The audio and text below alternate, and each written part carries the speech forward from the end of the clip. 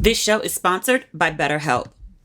Do you ever find, just as you're trying to fall asleep, your brain suddenly won't stop talking? This used to happen to me every night. It turns out one great way to make those racing thoughts go away is to talk them through. Therapy gives you a place to do that, so you can get out of your negative thought cycles and find some mental and emotional peace. Get a break from your thoughts with BetterHelp. Visit betterhelp.com/ratchet today to get 10% off your first month. That's BetterHelp, HELP.com/ratchet. Whether you're making a fall feast or a quick girl dinner, Caraway Home's non-toxic products make the cozy season safe and stylish. Caraway's internet-famous kitchenware is a staple for any home and comes in various modern shades to fit with any design aesthetic. I love that. Caraway Home's non-toxic kitchenware features a chemical-free ceramic coating, so food can be prepared with peace of mind that no hard-to-pronounce chemicals will leach into your healthy ingredients. Visit carawayhome.com/respectable to take advantage of this limited time offer for 10% off your next purchase. This deal is exclusive for our listeners, so visit carawayhome.com/respectable or use code respectable at checkout. Caraway, non-toxic cookware made modern. The holidays are the busiest time of year. Don't get stuck worrying about shipping orders. Let ShipStation do the heavy lifting so you or your team can put your time, money, and energy into more important things. Whether you're shipping from your house or multiple warehouses, ShipStation can increase your holiday profitability. ShipStation is so easy to use. I started using it 3 years ago for the first merchandise drop of Ratchet and Respectable, and I launched around the holidays. It was so easy to use, barely any learning curve. It's very intuitive. Let your customers shop risk-free this holiday with ShipStation. Go to ShipStation.com and use code RESPECT today and sign up for your free 60-day trial. That's ShipStation.com, code RESPECT. Ladies and gentlemen, boys and girls, and those who don't identify as either, you are listening to Ratchet and Respectable. So, allegedly, this is our last podcast from America. I currently still have a flight to Ghana on Sunday. Also, I checked and I found other dates that I can change my flight for no additional fee. So, here's what happened. Remember last episode, I told you I was probably going to drive to Delaware and I was going to go see the Anne Lowe exhibit? Anne Lowe, the black woman who designed Jackie Kennedy's wedding dress? That Anne Lowe. She also did these amazing debutante dresses, all white, beautiful, gorgeous designs. And then she moved to New York and was doing all the white socialites, but then also a few black socialites too. Their wedding dresses and their gala gowns. Her designs are so out of this world. Oh, and I have this dress. And literally the dress is 10 years old, but I've kept it because it was so beautiful. It's not an Anne Lowe, but I go to the museum and there's a dress that looks, the back of it looks almost identical to my dress. And I was like, clearly this dress was influenced by Anne Lowe. I didn't know, and now I do. That's not the point. The point is, I went to the exhibit. It was absolutely breathtaking. It's not very big. I would say there's probably 50 to 60 Anne Lowe dresses, and that just seems small to me only because I'm used to doing like European museums and they're so very extensive, like they go on and on and on, like everything's like minimum 300 pieces. So this one is small, but it packs a huge punch. The gowns, I posted pictures of them. I did a post on the main page of my Instagram, and then I also put a bunch of pictures and stories on Facebook and Instagram. The details are so intricate and beautiful. Very small exhibit. It took me, actually I went through twice because that's how gorgeous it was. I did a full loop where I think I studied everything and peered at everything and stared at everything and examined everything.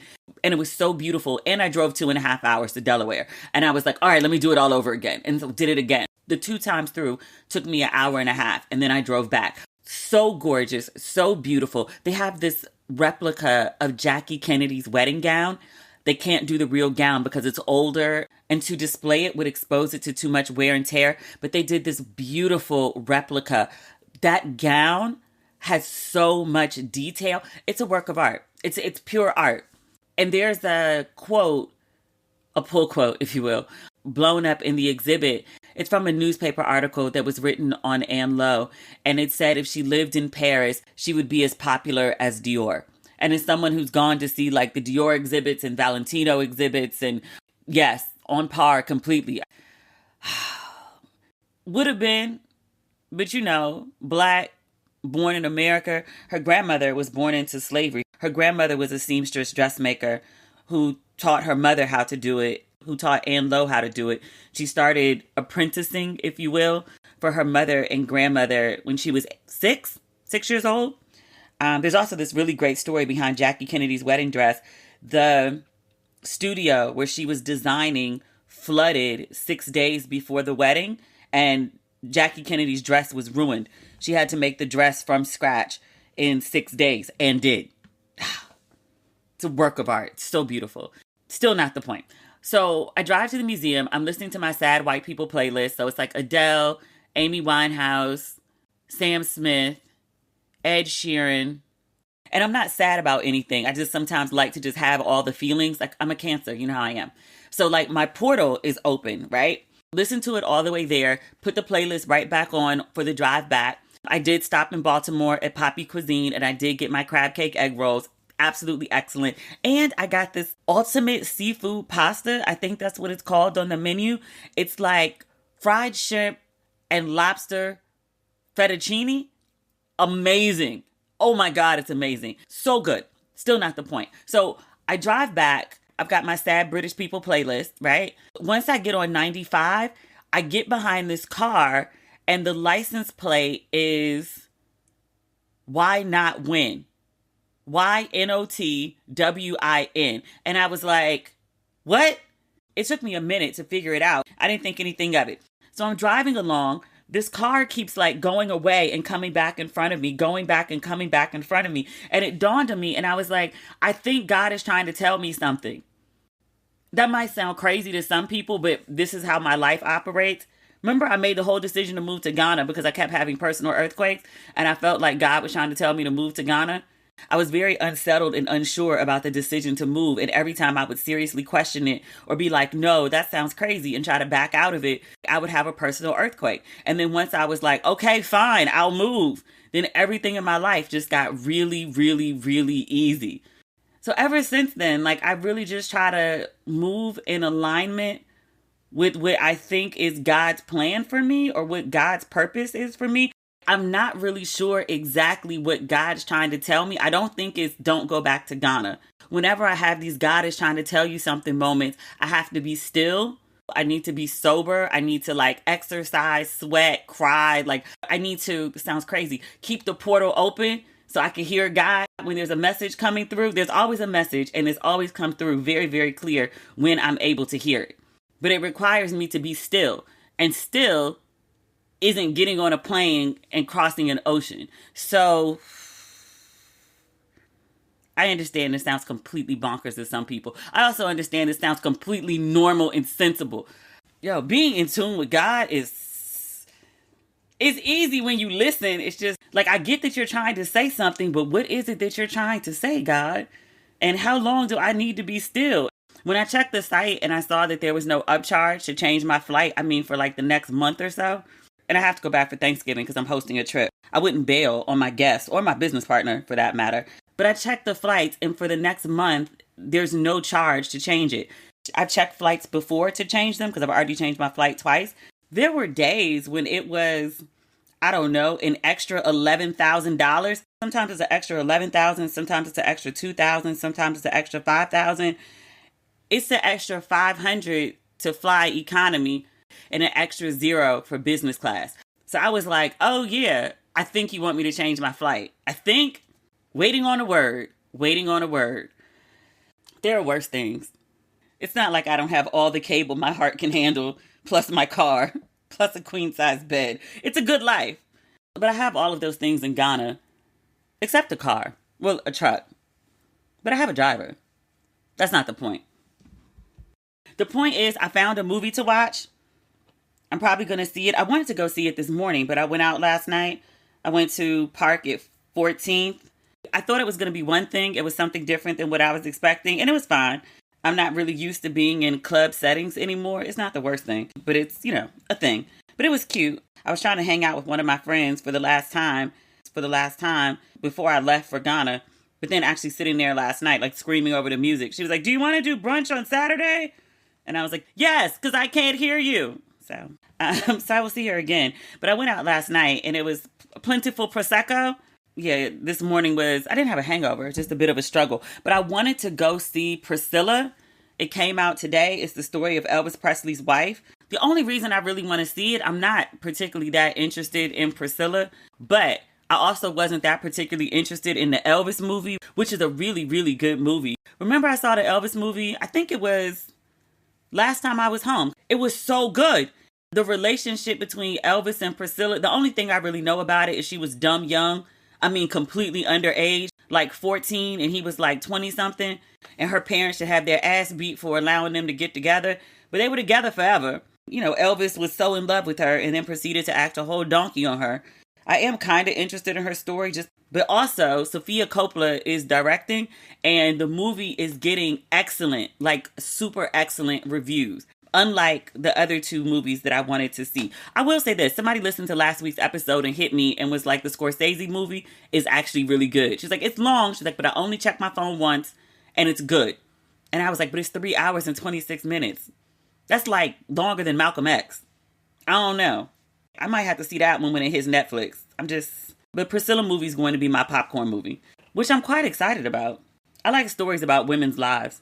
So we'll see whatever Priscilla had going on. I want to see what perspective, if any, she has on being so young when she was taken advantage of by Elvis. I remember when her book came out, which I didn't read, but I remember one of the big talking points about her book was she said that she and Elvis never did anything physically or sexually until she was 18. And I was like, so wait, y'all were dating from 14 to 18 for 4 years. You're a horny teenager. He's a horny man in his 20s. Nothing? You want me to believe that as a 14-year-old girl, a grown-ass man was so intrigued with your conversation that nothing physical happened?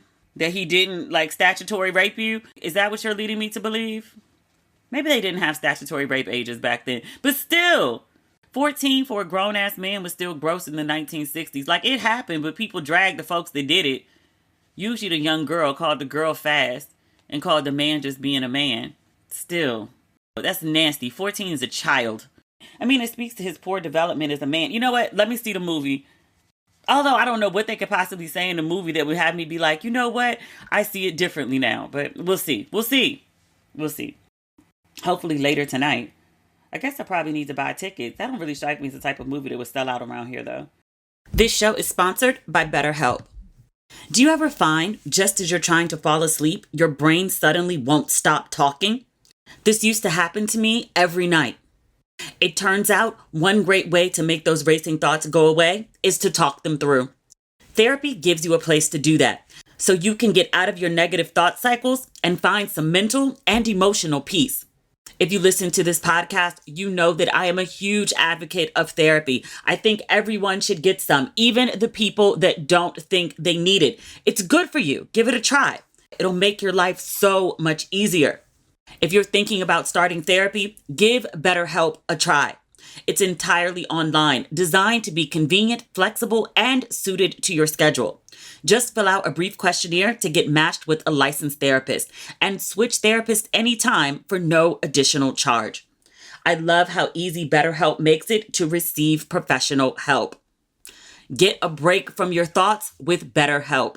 Visit betterhelp.com/ratchet today to get 10% off your first month.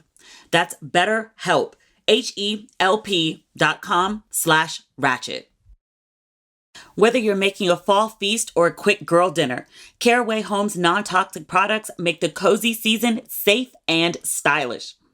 Caraway's internet-famous kitchenware is a staple for any home and comes in various modern shades to fit with any design aesthetic. I love that.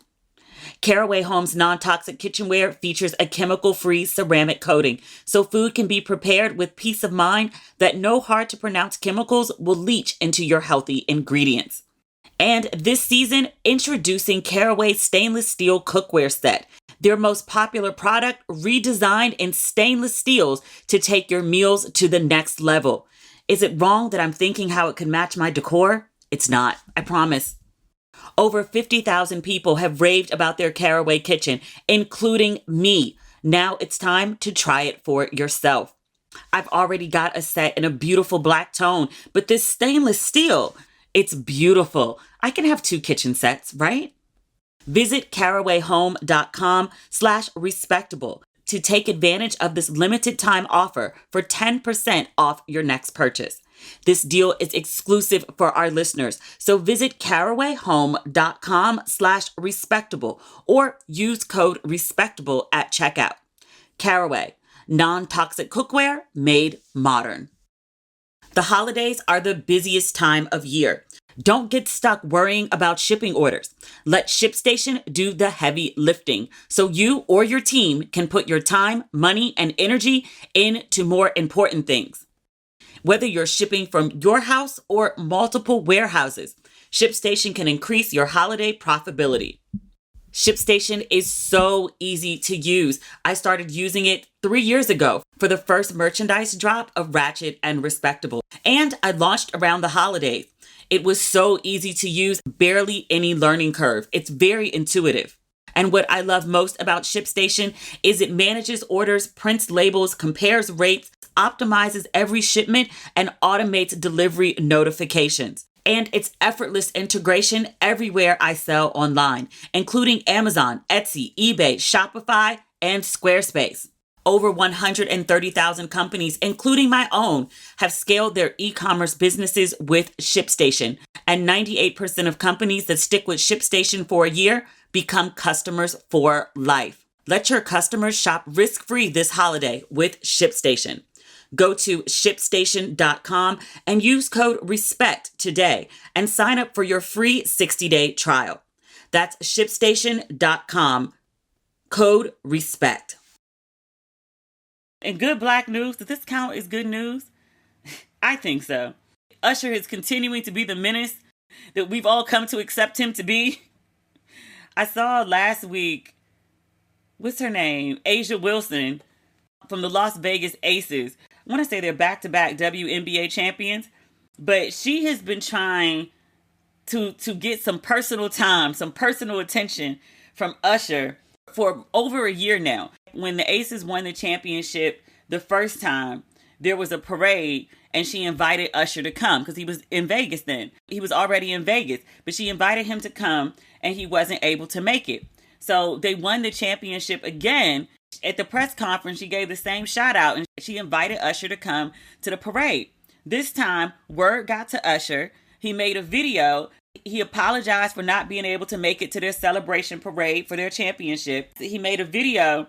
He said, I want to invite you to come see the show. Come see me do it my way here in Vegas. It's a menace, a little menace.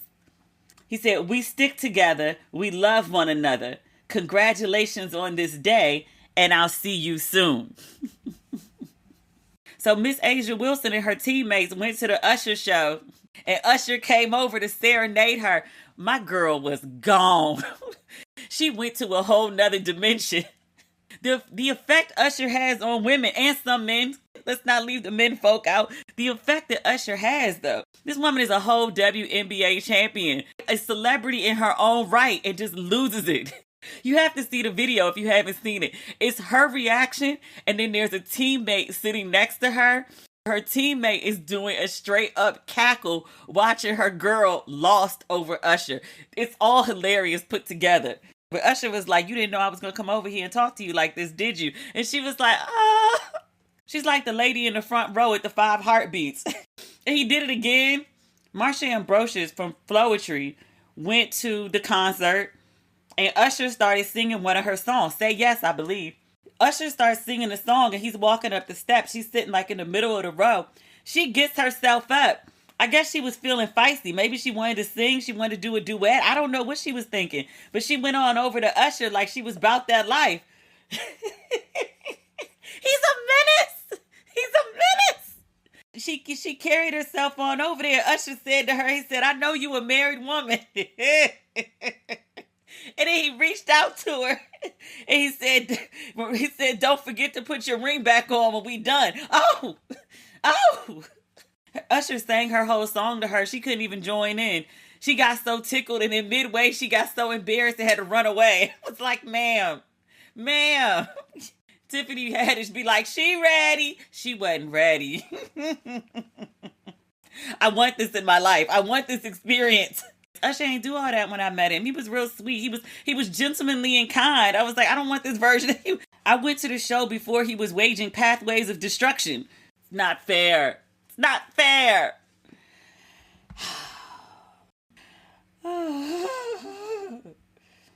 Speaking of the joy that men bring, actually this is the joy that a woman brings. Nelly and Ashanti, they done had their teeth out ever since they got back together. All the molars showing. They are happy. I want to be this happy.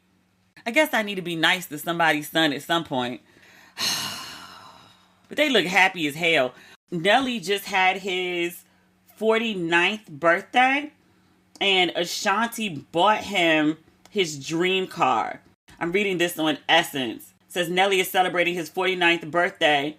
To mark the occasion, girlfriend Ashanti, 43, got the rapper the dream car from his childhood, and it brought him to tears. She bought him a 64 Chevy Impala, royal blue. It's real pretty. I don't know nothing about cars. I just know what looks good and doesn't. And it's in great condition. I saw the video when she presented the car to him. That Negro cried. Tears of joy. He posted on his Instagram, he said, other than my children, this is the best gift I've ever received. Your children? And then a 64 Impala. Okay. He said, you showed out, shorty. Love you, at Ashanti. And then she responded, this is so cute. You're welcome, big head. Your face was priceless. Love you too. Pound Town. Soon as I get back to the house. We don't need this part of the group chat. The I love yous was fine. The Pound Town, we didn't need to know all that. I mean, we know y'all doing that, but we didn't need to know all that. You need to put it in writing. They're so cute. A couple months ago, Ashanti was walking around. What award show was that? Was it BET Awards? She had on a purse that had a picture of her and Nelly, literally from 20 years ago when they first got together. And I was like, y'all are gone. I mean, as if we didn't know. Between the matching outfits and the molars out, we knew. Apparently for her birthday, he bought her a bunch of diamonds. I didn't see anything about that. Essence has a reference to it. And I was like, well, all right. Every time they post something, people are like, well, when are they getting married? When they feel like it. This woman is 43. This man is 49. They know when and if they want to get married or not. When they, as in both of them, want to, they will. Until such time, let them very grown folks be.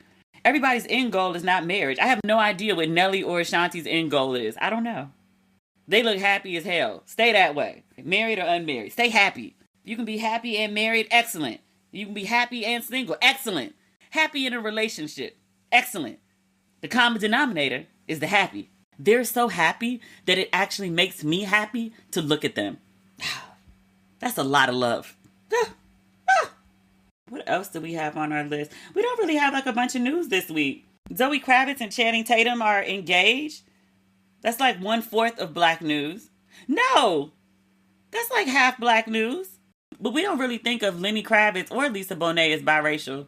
I do know Zoe at one point. Didn't she do an interview, something about she didn't identify as Black for a real long time? And I was like, girl, your parents are considered Black icons. Why would you say that out loud? That's not the point. She and Channing Tatum, that's a fine white boy. Especially when his hair is real low. But they've been dating for the last 2 years. And allegedly they're engaged. I don't think they made an official announcement. But sources close to have confirmed to People magazine. People's pretty credible news. But they're a gorgeous couple. So congratulations to them. Not so good Black news. This just came out in Variety. Marvel has a Jonathan Majors problem. As we've discussed on many, many occasions, Jonathan Majors has legal troubles. He was supposed to be the next big superhero in Marvel's cinematic universe. Kang the Conqueror. I never saw the movie where he was actually introduced in that role. I'm not the biggest Marvel fan, unless it's Black Panther. I prefer X-Men. That's just me. But Variety details a Palm Springs retreat for Marvel creatives that included the studio chief. They said usually the people at these retreats are very confident, if even cocky. And they say, but this occasion was quote unquote angst-ridden. Everyone was reeling from a series of disappointments. It says the most pressing issue to be discussed at the retreat was what to do about Jonathan Majors. The actor insists that he is the victim, but the damage to his reputation and the chance he could lose the case has forced Marvel to reconsider its plans to center the next phase of its interlocking slate of sequels, spin-offs, and series around Majors' villainous character, Kang the Conqueror. Executives discussed backup plans, including pivoting to another comic book adversary like Doctor Doom. But making any shift would carry its own headaches. Majors was already a big presence in the MCU, including as the scene-stealing antagonist in Ant-Man and the Wasp. Says one top deal maker, Marvel is truly fucked with the whole Kang angle. And they haven't had an opportunity to rewrite until very recently because of the WGA strike. I don't see a path to how they move forward with him. Oh dear. I also read, remember there were stills floating around. Jonathan Majors was in an indie film, I want to say about like a bodybuilder who did steroids. Hold on, I'm looking up the name of the movie. Magazine Dreams. I'm reading on Rolling Stone. They put it under the crimes in court section. Jonathan Majors' movie Magazine Dreams removed from release schedule amid abuse allegations. It will no longer be opening on December 8th, according to Variety. The news comes, Jesus, every time somebody mentions his name, amid allegations of domestic violence against Majors, who was arrested in March for attacking his ex-girlfriend. Yikes on yikes. They said when the movie premiered at Sundance earlier this year, it garnered positive reviews. It positioned Majors to become a breakout star. Majors is impossible to look away from, according to Entertainment Weekly. Los Angeles Times called his acting, quote, an entirely astonishing lead performance from Jonathan Majors. Rolling Stone points out that about 2 months after the film's premiere, Majors was arrested for allegedly attacking his then girlfriend. Every single mention of this man's name is associated with domestic violence. Yeah, Marvel got serious issues. Also, Rolling Stone quotes its own investigation that came out in June, which included 2 other previous romantic partners who allege Majors had abused them. Damn. I don't know what to make of his career. I don't know what becomes of him. I can't call it. I wish him truth. That's what I wish him. Whatever happened that night in the car, I wish the truth comes forward. This is also not good Black news. I mean, kind of, sort of, but not really. Part of it is good. Part of it is bad. So we talked last week about Keith Lee, the restaurant reviewer. I don't think he even calls himself a restaurant critic. I think he just says reviewer. He posted a video. We recorded on Tuesday. I guess on Wednesday. He was like, me and my family have left Atlanta. We are receiving death threats. He was like, this whole thing has spiraled out of control. He's like, people are mad at me for reviewing food, asking what right do I have to criticize a restaurant. He also said people get upset with him. He was like, if I give too many good reviews, then people are like, oh, you don't really mean it. Your reviews aren't for real. Like these restaurants are paying you, or it's just not genuine. And he was like, if I say something is bad, then people are like, you shouldn't criticize Black owned spaces. This came up on, what is Shannon Sharp and Ocho Cinco? They have a show together. I only watched the clips on Shannon's page. What is the official name of it? Because I just call it Shannon and Ocho. Nightcap. I think that's what it's called. Why does Ocho have on sunglasses all the time? Inside. But Ocho and Shannon were talking about it. And Shannon was very much like, the man has every right to go to places and talk about the food and the service and the marketing or whatever else he wants about his experience. Like he's talking about literally his life and the food he eats. And Ocho was like, no, people work really hard on Black businesses. Like we need to support other Black people. You have this large platform. You shouldn't say anything negative. You shouldn't be trying to tear people down. What he's doing is not right. And I was like, I don't think Ocho's ever seen a Keith Lee video, because I don't think you could ever watch a Keith Lee video and accuse him of tearing down any place. I compared him to Tabitha the last time I spoke about him. One, because they both talk about food, but also because they're really kind, generous, nice personas. They might be terrors behind the scenes. Tabitha, I don't think so. Keith, I don't think so either. I'm just putting it out there that people can have personas and then they can have other sides that they don't show the public. Fine. Even for all the negativity that has come out of this situation in Atlanta, it's really readers or listeners reacting to what he's saying versus what is actually coming out of his mouth. People have had big gripes with various aspects of the Atlanta food scene for a very long time. Keith Lee pointed out some things in speaking about his experience, and people were like, yes, because I've experienced that too at this place, and that place, and this place, and that place, and this place, and that place. And it's just exploded from there. I saw a bunch of really big news outlets has started following this story. Just a quick search is CNN. CNN, Washington Post, Rolling Stone, BET, The New York Times, BuzzFeed, Slate Magazine, NBC News, Forbes, People Magazine, Salon.com, TMZ, Fox 5 Atlanta, USA Today, Los Angeles Times. I would imagine right now with death threats coming to his family, but Keith Lee said as much in the most recent video I saw. He was like, I don't really want to go to other cities and do food tours. Like, I'm kind of over this whole thing. Like, y'all threatening me? Y'all threatening my family? Like, is it that serious? It's not. One, I'm very, very sorry that this is happening to him. I think when the smoke from this clears, and it will, this is going to turn out to be the best thing that ever happened to him professionally, at least in this realm. If you recall, Tabitha was mostly online famous and black famous. She had some things in the works. God had definitely paved the way. But when that situation with Wendy Williams happened, when Tabitha had announced that she was retiring her husband, and Wendy took those jabs at her, and then Tabitha responded back.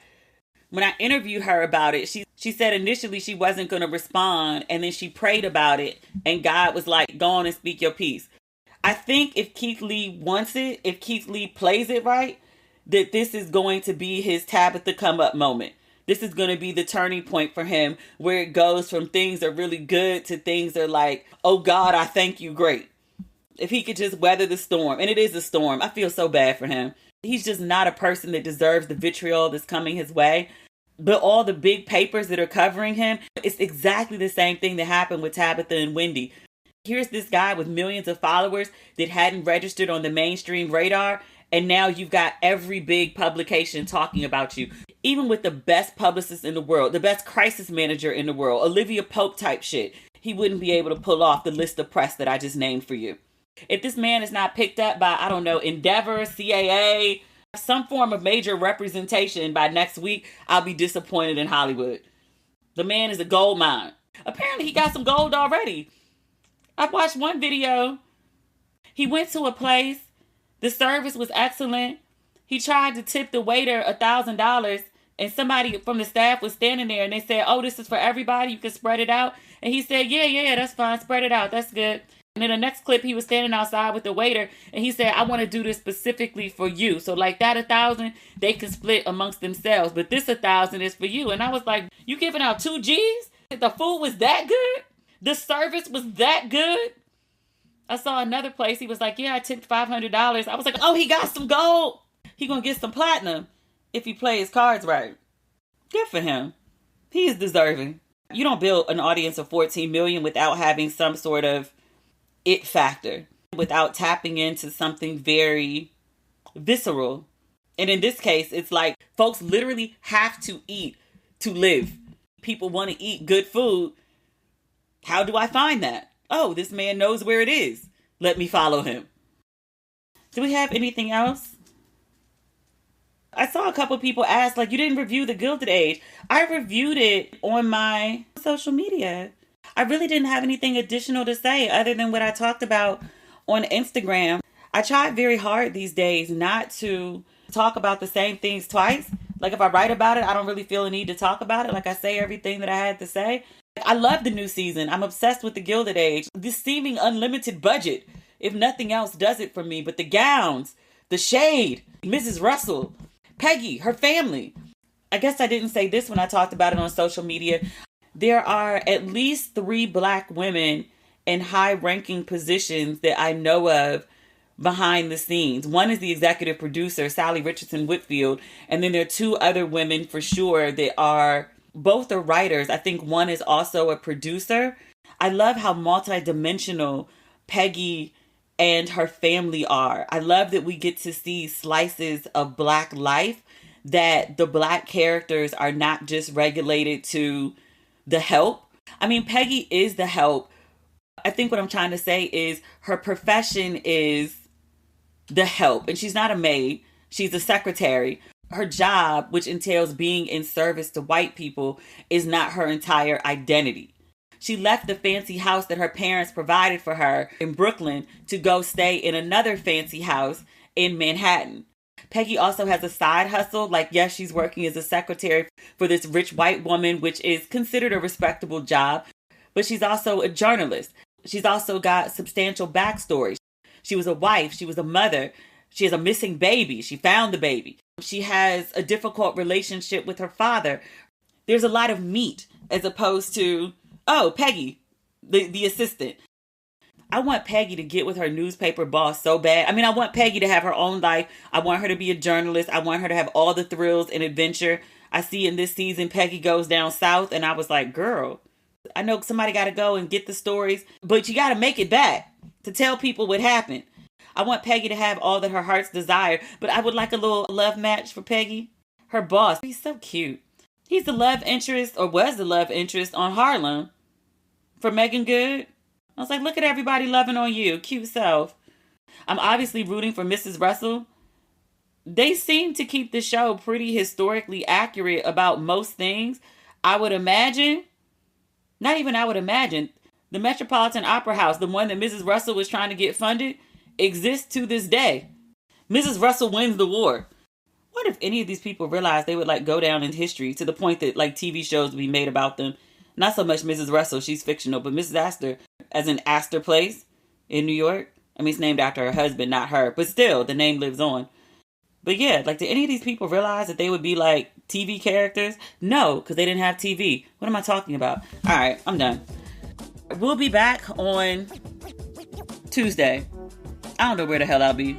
I'll be somewhere, and I'll have my microphone. I'm sitting here waiting on God to tell me something. Right now. Right now. Right now. All right. Have a good weekend. Bye.